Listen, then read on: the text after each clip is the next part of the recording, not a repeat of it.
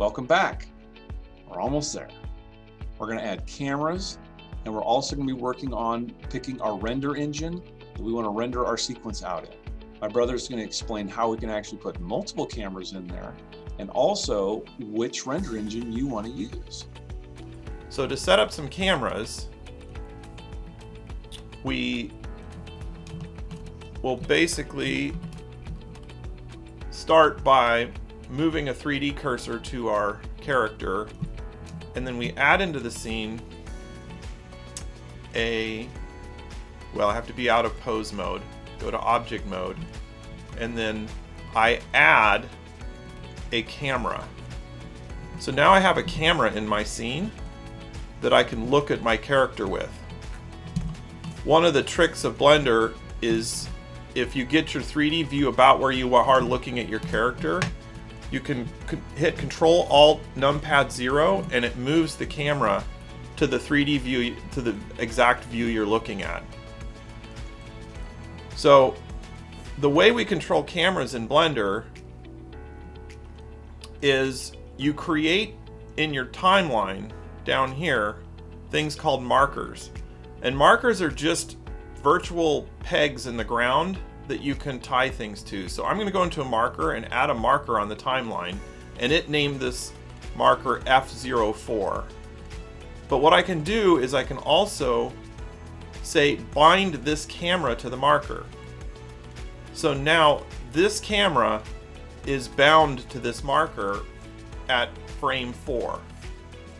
So as I move along, I can go up to another frame and I can add another camera into the scene, and I can move it over and I can have it look at my other character. And if I go and add another marker right here, and I bind this camera to that marker, then if I'm looking through camera view,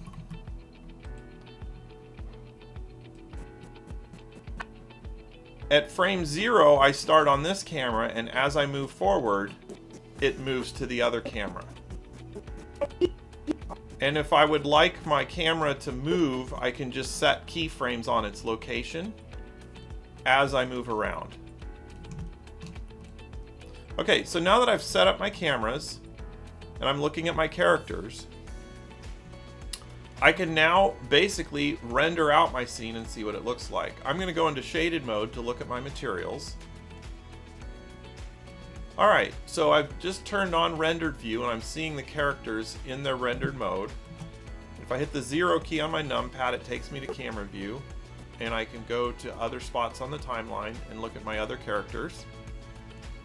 And in Blender, it has several renderers. Right now we're using a renderer called Eevee, which is a render that basically renders the same way that a video game would. So it's a real-time renderer, but it has some extra features that makes it go a little bit slower but added quality. So it's not quite a real-time renderer, but it's close.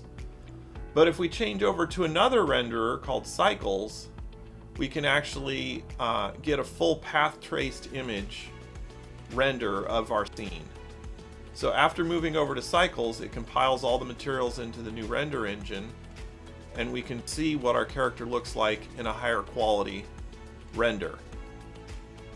So we've currently set our start frame at 1 and our end frame at 960.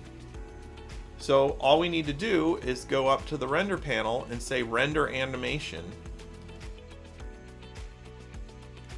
Good job.